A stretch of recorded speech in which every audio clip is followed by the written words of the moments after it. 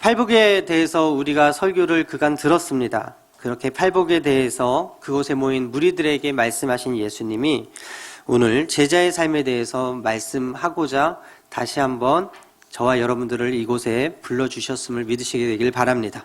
첫 번째 우리가 점검해봐야 될 것이 무엇이냐면 우리가 무리에 속한 사람인가 아니면 제자인가 하는 것입니다.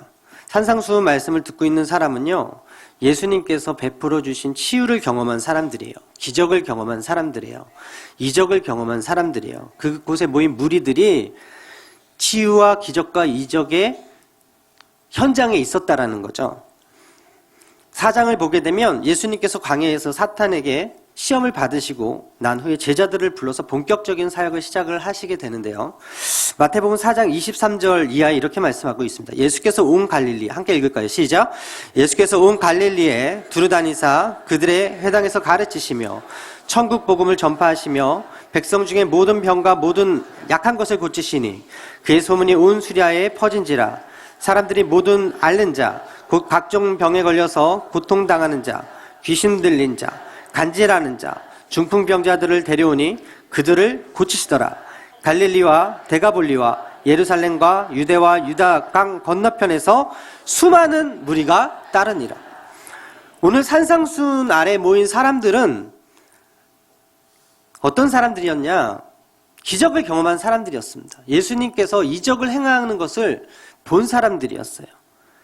산상수훈 아래 모인 이들이 예수님께 바란 것은 그들의 필요를 채워주시길 원했어요. 병을 고쳐주길 원했습니다. 문제를 해결해 주길 원했습니다. 눈먼 것이 다시 보게 되기를 원하고 배고픈 것들이 채워지길 원하고 로마의 압제 가운데서 벗어나기를 원했습니다. 무엇인가 더 기대하고 예수님께서는 무엇인가 할 수 있다는 믿음 안에서 몰려들었던 무리였습니다. 이들을 향해서 예수님이 뭐라고 말씀하셨냐면 하나님의 나라는 그들이 기대하는 이 땅의 축복과 기적으로만 설명할 수 없는 그런 가치가 있다는 것을 가르치시면서 팔복을 이야기를 하시는 거예요. 그것이 우리가 그간 배우고 들었던 팔복인데 우리 한번 다시 팔복을 읽겠습니다. 마태복음 5장 3절 이하입니다. 시작. 심령이 가난한 자는 복이 있나니 천국이 그들의 것이며 애통하는 자는 복이 있나니 그들이 위로를 받을 것이며 온유한 자는 복이 있나니 그들이 땅을 기업으로 받을 것이며 의에 줄이고 목마른 자는 복이 있나니 그들이 배부를 것이며 궁일이 여기는 자는 복이 있나니 그들이 궁일이 여김을 받을 것이며 마음이 청결한 자는 복이 있나니 그들이 하나님을 볼 것이며 합평케 하는 자는 복이 있나니 그들이 하나님의 아들이라 일컬음을 받을 것이요 의를 위하여 박해를 받는 자는 복이 있나니 천국이 그들의 것임이라. 나로 말미암아 너희를 욕하고 박해하고 거짓으로 너희를 거슬려 모든 악한 말을 할 때에는 너희에게 복이 있나니 기뻐하고 즐거워하라. 하늘에서 너희 상이 큼이라. 너희 전에 있던 선지자들도 이같이 박해하였느니라. 앞서 말씀드렸지만 무리는 예수님의 첫 천국 선포에 대한 반응으로 생겨난 무리예요. 즉 산상수훈은 모든 인류에게 주신 말씀이 아닙니다. 예수님의 천국 선포로 인해서 생겨난 그 무리들에게 주신 말씀. 즉 예수님과 상관없는, 즉 천국에도 관심 없고 천국 선포에도 반응하지 않는 사람들이 팔복의 메시지를 받은 것이 아니라 예수님의 천국 선포를 듣고 예수님을 따라 나온 사람들, 그 사람들을 가르쳐 무리라고 이야기했습니다. 오늘날로 말하면 교회 안 다니는 사람, 복음하고 상관없이 사는 사람, 세상에 속한 사람에게 주시는 메시지가 아니라 교회에 나와서 복음을 듣고 있는 성도들을 향해서 지금 오늘 이 자리에 앉아있는 저와 여러분들을 향해서 주시는 메시지다라는 것이죠. 마태복음 5장 1절에 뭐라고 기록되어 있습니까? 예수께서 무리를 보시고 산 위에 올라가 앉으시니 제자들이 나온지라. 무리 가운데서도 예수님 앞에 나온 사람들이 어떤 사람들이다? 제자들이다. 그 제자의 기준이 무엇이었습니까? 예수님이 사역하신 이후에 그들에게 분부한 메시지에 그 기준이 나타나 있는데요. 마태복음 28장 20절에 이렇게 기록되어 있어요. 내가 너희에게 분부한 모든 것을 가르쳐 지키게 하라. 볼지어다 내가 세상 끝날까지 너희와 항상 함께 있으리라 하시니라. 어떤 사람들이 제자냐? 가르쳐 지키게 하는 자다. 가르침을 받았으면 그것을 지키며 사는 사람이 제자다라고 말씀을 하시는 거죠. 오늘 제자들이 나왔다라고 본문에 기록되어 있는 그 제자들, 그들은요 예수님께 먼저 선택되었습니다. 그러나 아시다시피 그들은 절대로 완벽하지 않았습니다. 단지 예수님께서 선택해 주셨을 뿐입니다. 예수님의 부르심에 그냥 순종하고 반응한 사람들이었어요. 가르침이 필요 없는 사람들이 아니었습니다. 가르침이 필요한 사람들이었습니다. 즉 이 팔복설교를 듣는 무리 가운데 앞으로 나온 제자들은 어떤 사람들이었는가? 바로 완벽하게 세팅된 사람들이 아니라 실수 많고 연약하고 손가락질 당해도 싼, 어쩌면 아직 완성되지 않은 제자들. 여러분, 드라마 미생이라고 하는 것이 이제 종영이 됐는데 이 미생의 뜻이 무엇인가?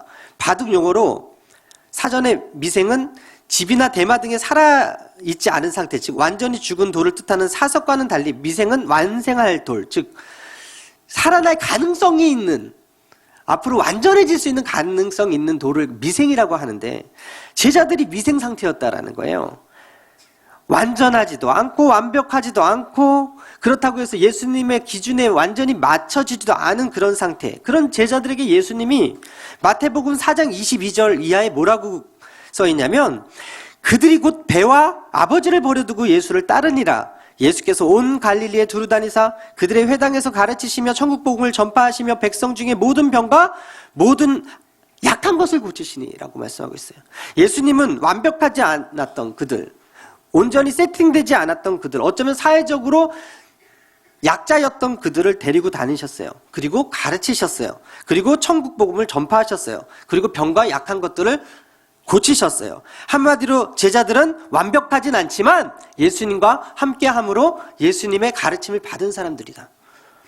여러분, 영국 옥스퍼드 평신도 신학자였던 C.S. 루이스가 현대교회의 약점을 가리켜서 지적하기를 이렇게 말했습니다. 현대교회는 교회에 출석하는 자는 많이 있어도, 즉 무리는 많이 있어도 참 신자는 적고 신자는 덜어 있어도 제자가 없다. 이것이 현대교회의 비극이다.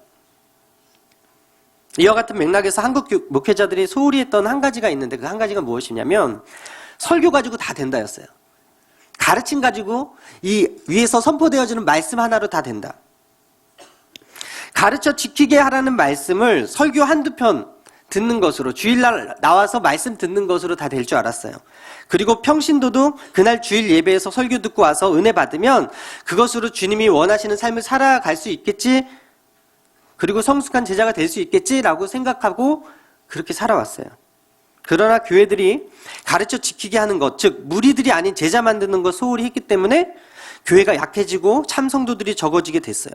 예수님이 오늘 산 위에서 선포하신 산상순, 이 가르침은 천국 복음을 전파하신 설교에 가까워요. 그러나 설교로 끝나셨는가? 예수님이 그렇지 않았죠. 7장 이하에 보게 되면 예수님이 산으로 내려오시고 본격적인 사역을 시작하는데, 그때부터 데리고 다니신 12명과 함께 사역을 합니다. 그 예수님이 복음서 곳곳에서 어떤 분인가를 가르쳐 주시고 있죠. 그래서 찬송가 96장에 우리가 이런 찬양을 하지 않습니까?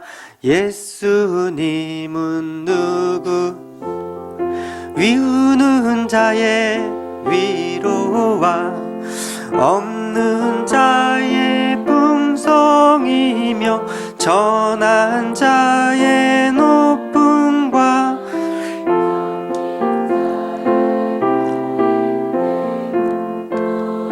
기쁨 되시. 예수님은 누구신가? 예수님 누구시? 약한 자의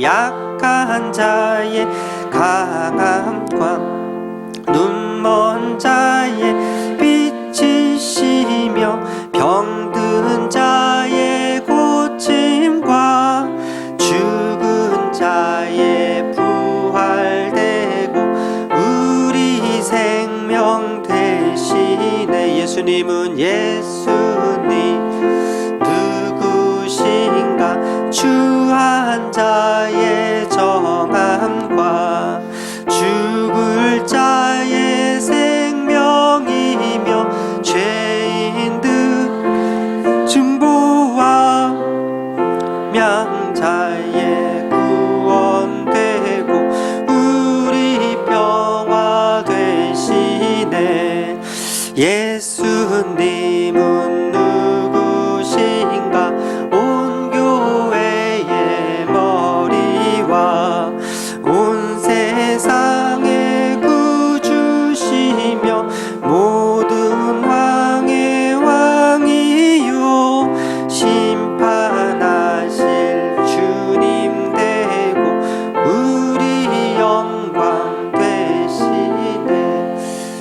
고백 누가 할 수 있습니까? 세상이 할 수 없습니다. 이 고백을 할 수 있게끔 성경에 기록된 저자들은 제자들이었죠. 무리들이 아니었습니다. 우리가 예수님을 이렇게 고백할 수 있는 이유가 무엇입니까? 바로 예수님이 요한복음 5장 39절에 너희가 성경에서 영생을 얻은 줄 생각하고 성경을 연구하거니와 이 성경이 곧 내게 대해서 증언하는 것이라고 이야기하고 있어요. 성경 66권 모든 것이 바로 예수님을 증언하고 있는데 이 성경이 기록된 신약 성경의 저자들이 예수님의 제자들이었다라는 거죠. 예수님에 대해서 성경이 증언하고 있는데 공생의 삶 동안 가난한 자, 헐벗은 자, 약한 자와 함께 하심으로 그가 제자들을 가르쳐 주셔서 나는 너희들을 위해서 이 일을 하러 왔어 라고 가르쳐 줬다라는 거예요. 가르침을 받은 자들이 있기 때문에 기록되었고 그래서 지금 오늘 우리가 예수님을 구주로 고백하고 있는 거 아니겠습니까? 지난주 어느 병원에서 노숙자가 응급실에서 실려왔어요. 근데 냄새가 난다는 이유로 응급실에서 처치를 하지 않는 거예요. 노숙자를 진료하지 않았어요. 그래서 골든타임을 놓쳐버렸습니다. 그래서 그 사람이 결국엔 죽었습니다. 사망했다는 뉴스가 있었습니다. 병원 관계자가 이런 말을 했어요. 노숙자들이 여기 있으면 응급실 전체에 냄새가 나서 환자들이 막 난리를 치는데 진료해주기 힘듭니다. 행여자 진료시설이라고 하지만 그런 시설은 없습니다. 여러분 우리 크리스찬 인구가 4천만 중에 1천만, 통계상으로 인구의 20%가 넘는다고 우리가 공공연하게 듣고 있는데 세상이 점점 삭막해져요. 강팍해져요. 점점 사랑이 식어지고 이기적으로 변해갑니다. 예수님께서 말세의 징조에 대해서 마태복음 24장 12절에 불법이 성함으로 많은 사람의 사랑이 식어지리라고 말씀하셨는데 진짜 그러고 있습니다. 디모데후서 3장 1절 이하에 너는 이것을 알라 말세에 고통하는 때가 이르러 사람들이 자기를 사랑하고 돈을 사랑하며 자랑하며 교만하며 비방하며 부모를 거역하며 감사하지 아니하고 거룩하지 아니하고 무정하고 원통함을 풀지 아니하고 모함하며 절제하지 못하고 산하며 선한 것을 좋아하지 아니하며 배신하며 조급하며 자만하며 쾌락을 사랑하기를 하나님 사랑하는 것보다 더하다고 말세의 징조들을 이야기하고 있습니다.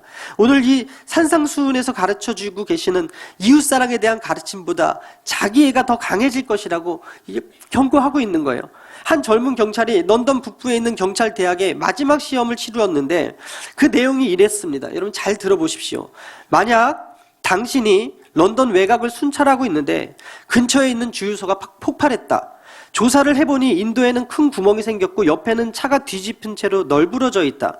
차 안에는 강한 알코올 냄새가 나고 있다. 차 안에 두 사람 모두 부상을 입었다. 그 여자는 지금 멀리 미국에 나가 있는 당신이 친한 경위의 아내이며 당신은 그녀를 알고 있다. 오토바이를 몰고 지나가던 사람이 멈춰서서 당신을 도와주겠다고 하는데 당신은 그가 무장강도 용의자로 수배 중인 사람임을 알아본다. 갑자기 근처 집에서 한 남자가 뛰쳐나오며 자기 아내가 임신 중인데 폭발의 충격으로 곧 출산할 것 같다고 외친다. 또 다른 사람이 도움을 청하고 있는데 그는 폭발로 인해서 가까이 있는 수로 속에 빠졌고 수영할 줄 모른다. 정신보건법 조항들을 염두에 두고 경찰관으로서 어떤 행동을 먼저 취할 것인지 간략하게 써라. 무슨 얘기인지 아시겠어요? 경찰관으로서 다 해줘야 될 일인데 5가지 상황이 있는데 지금 내가 서 있을 때 너는 어떤 걸 먼저 하겠니라는 거예요. 그러자 경찰 지원한 사람이 뭐라고 썼는지 아십니까? 경찰 제복을 벗어버리고 구경하는 무리 속에 섞이겠다. 여러분 그 대답이 맞아요? 틀려요? 분명히 틀린 대답인데도 사실 수긍할 수도 있어요. 우리가 이럴 때가 있어요. 그리스도인으로서 그리스도의 옷을 벗고서 세상의 길, 군중의 길, 무리가 가는 그 길 선택하는 것이 어쩌면 더 쉬울 수도 있겠다라고 생각하며 살 수도 있습니다. 두 번째 나누고 싶은 게 여러분 소금의 삶인데 그런데 예수님께서 모든 사람들에게 그렇게 살지 말고 소금처럼 살아라고 얘기해요. 마태복음 5장 13절에 너희는 세상의 소금이니 소금이 만일 그 맛을 잃으면 무엇으로 짜게 하려? 그 후에는 아무 쓸데없어 다만 밖에 버려져 사람에게 밟힐 뿐이다. 모든 시대와 문화를 넘어서 사용하는 소금은요 어떤 기능이 있냐면 부패를 방지하는 기능이 있습니다. 또한 소금은요 맛을 내는 역할을 합니다. 이것은 곧 영향력을 이야기를 하거든요. 소금이 들어간 곳과 들어가지 않는 곳의 영향력, 살맛을 잃어버린 사람들에게 살맛 나게 하는 역할, 썩어질 수밖에 없는 곳에 들어가서 썩지 않게 부패 방지의 역할, 이게 바로 오늘 부르심을 받은 제자들이 해야 될 일이다라고 예수님이 가르쳐주고 있는 거예요. 그런데요, 소금이 그 맛을 잃으면 밖에서 버려지듯이 우리 그리스도인들이 그리스도인답지 않게 행실과 삶으로 나타나서 살아가지 않을 때 무시당하고 손가락질 당하고 욕먹을 수밖에 없다라는 거예요. 어느 날 하나님이 아모스 선지자에게 나타나서 여름과일 한 광주리 환상을 보여주셨습니다. 이스라엘의 비참한 패망을 예고하셨어요. 아모스 8장 4절 이하에 가난한 자를 삼키며 땅에 힘없는 자를 망하게 하는 자들아 이 말을 들으라. 너희가 이르기를 월삭이 언제 지나서 우리가 곡식을 팔며 안식일이 언제 지나서 우리가 밀을 내게 할꼬 에바를 작게 하고 세계를 크게 하여 거짓 저울로 속이며 은으로 힘없는 자를 사며 신 한 켤레로 가난한 자를 사며 찌꺼기 밀을 팔자 하는도다. 이러한 비참한 패망이 예고된 이유가 무엇이었냐면 당시 부자들이 나눌 줄 모르는 거예요. 오히려 가난한 자와 힘없는 자들을 속여서 삼켰기 때문이라고 아모스 선지자는 이야기합니다. 당시 경제적인 착취자들은 하나님을 찾고 예배드리는 일에는 관심이 없었습니다. 돈 버는 일에 관심이 많았습니다. 저울을 속여서 가난한 자들을 착취하는 데 관심이 많았습니다. 그래서 부당한 이익을 취했습니다. 인권은 유리를 자행했습니다. 이런 착취가 이스라엘의 심판을 불렀다고 아모스는 경고합니다.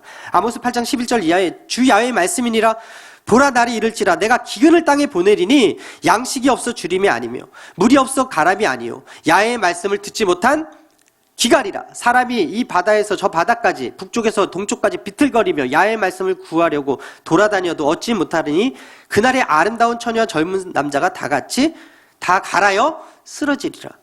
어쩌면 지금 이 시대의 상황이 아모스 시대의 때와 같다고 생각합니다. 치열한 경쟁 시대에 가난한 자들과 힘없는 자들이 설 땅이 없어져요.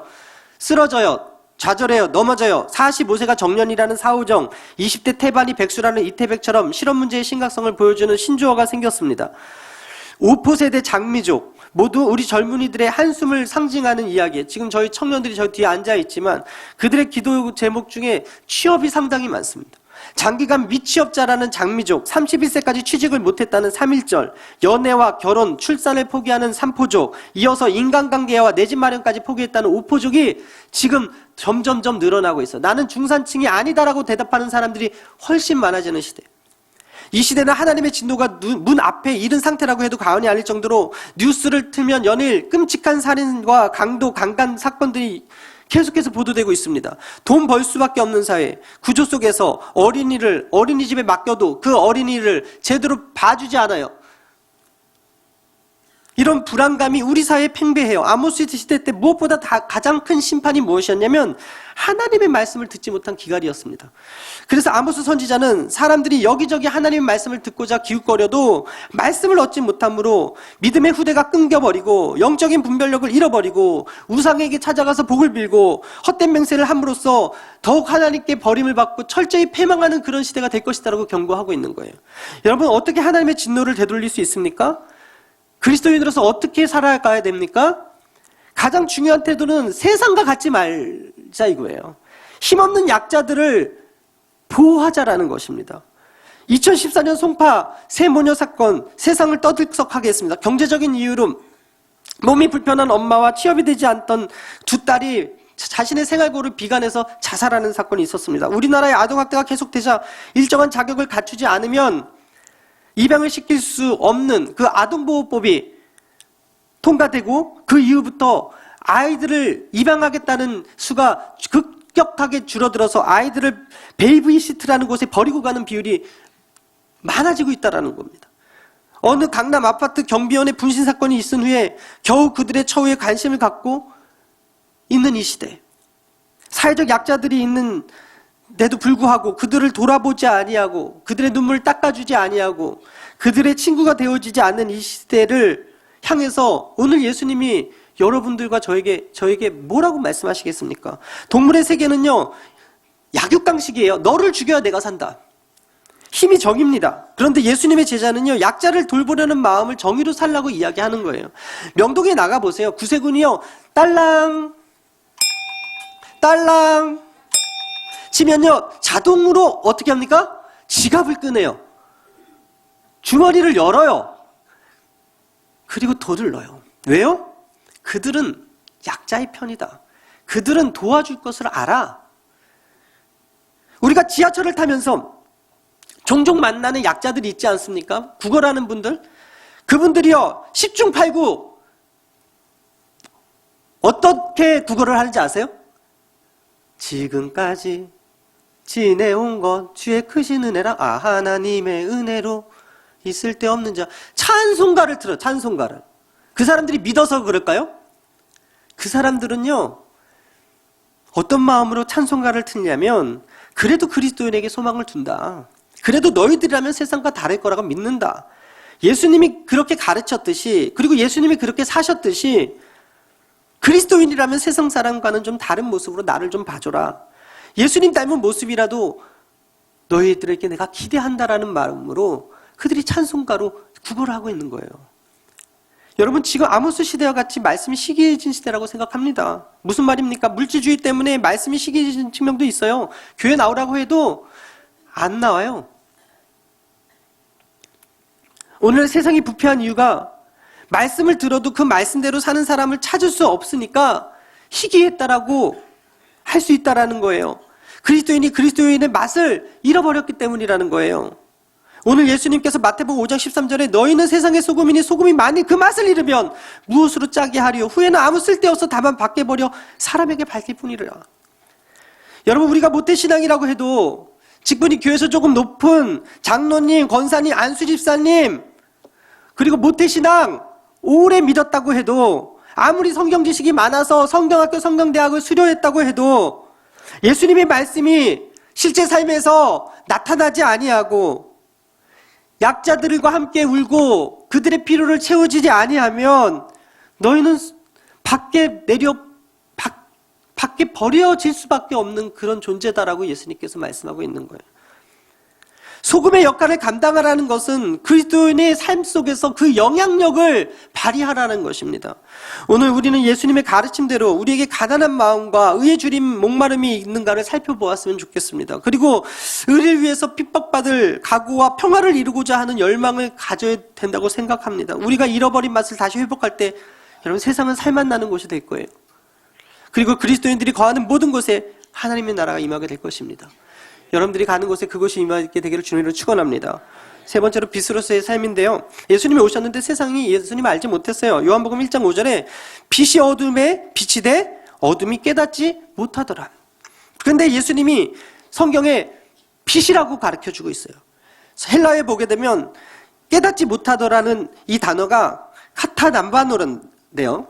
카타는 위로부터, 남바노는 취하다라는 뜻입니다. 카타 남바노는요, 압도하다, 이기지 못하더라 라는 뜻인데, 즉 공존할 수 없다라는 뜻이거든요. 그래서 예수님이 계신 곳에 어둠이 공존할 수 없다. 빛이 있는 곳에 어둠이 공존할 수 없다. 여러분, 하나님이 어둠을 만드신 적이 없습니다. 하나님이 만드신 창조물 중에 어둠이 없어요. 왜냐하면 하나님이 빛이시기 때문에 그래요. 빛이 있는 곳에 어둠이 없는 거예요. 어둠은요, 빛을 밀어낼 수 있는 힘도 없습니다. 어둠은요, 빛 없는 상태가 어둠이에요. 빛의 부재의 상태가 어둠이에요. 빛이 오면 밝아집니다. 이게 우리 삶의 원리예요. 빛은요, 절대로 어둠과 싸우지 않아요. 그냥 빛은 어둠을 몰아냅니다. 예수님은요, 마귀와 싸우지 않으셨습니다. 오늘 보면 마태복음 5장 14절에 뭐라고 기록되어 있습니까? 너희는 세상의 빛이라 산 위에 있는 동네가 숨기지 못할 것이요, 사람이 등불을 켜서 말 아래 두지 아니하고 등경 위에 두나니 이러므로 집 안 모든 사람에게 빛이니라 말씀하고 있어요. 빛과 어둠의 원리는 간단해요. 빛 앞에서 어둠은 무기력한 거예요. 빛 앞에서 어둠은 쫓겨가는 거예요. 빛 앞에서 어둠은 쪽을 못 쓰는 거예요. 할렐루야. 어둠은 빛과 공존할 수 없고 싸우지 않는 거예요. 빛의 자리에서 어둠은 사라지는 거예요. 이게 생명의 원리고 예수님이 가르쳐 주신 원리예요. 여러분, 성경은요, 여러 위인책이나 이런 교훈을 가르쳐 주는 책이 아닙니다. 이 책은요, 성경책은요, 규정하는 책. 현실을 알려주고 내가 어떤 사람인지 가르쳐 주는 책이에요. 내가 어떻게 하면 천국 갈 수 있고 구원받을 수 있고, 내가 어떻게 하면 주님과 동행할 수 있는지 가르쳐주는 책. 성경이 우리에게 가르쳐주고 있어요. 너는 빛이다. 너의 빛을 숨길 수 없다. 여러분, 이 시간 빛의 자녀 아멘 하십시다. 세상에 빛인 분들만 아멘 하십시다. 굳이 어둠과 싸울 필요 없으신 분만 아멘 하십시오. 우리는 죄인이기 때문에 빛이 될 수 없습니다.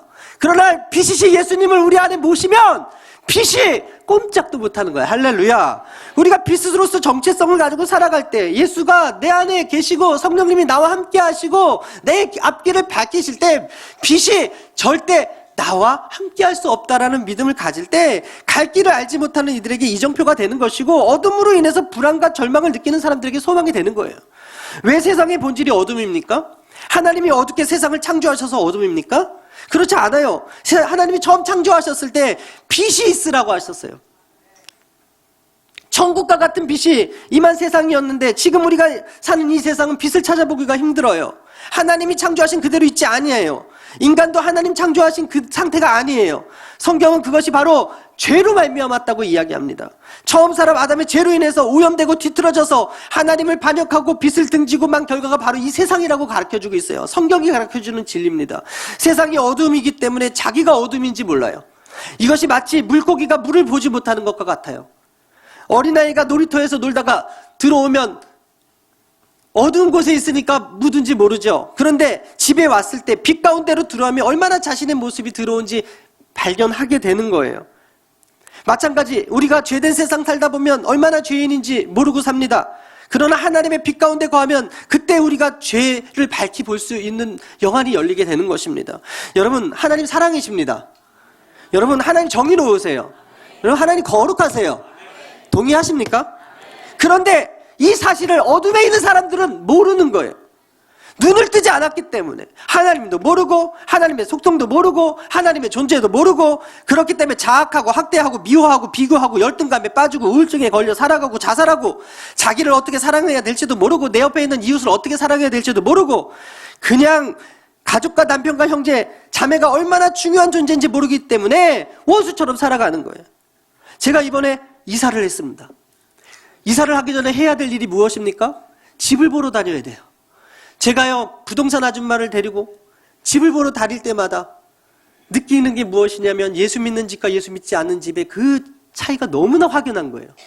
제가 지금 들어간 집이요, 부적 붙여 있던 집이에요. 근데 권사님이 세를 준 거예요. 부적 붙여 있는 그 집 주인은. 지금 저희 집을 초대할 수는 없지만 저희 집은 완전한 빛으로 바뀌었습니다. LED 램프로 이제 제 자랑 같지만 무슨 얘기냐면 예수 믿는 집이 다르더라는 거예요. 집 보러 다닐 때마다 예수 믿는 집이 밝더라는 거예요. 정리정돈도 잘 돼 있고 집주인이 저를 맞이하는 태도도 다르고 제가 목사인지 몰라요. 근데도 저에게 음료수도 주시고 웃으시면서 얘기하시는 분들 제가 물어봐요. 예수 믿으시냐고. 그런데 묻기도 전에 이미 다 말씀 다 붙어 있고 십자가 다 붙어 있는데 근데 어떤 집에는 가면은 부적 붙어 있는 거예요. 도배장판 다 엉망인 거예요. 10중 8구 다 예수 안 믿는.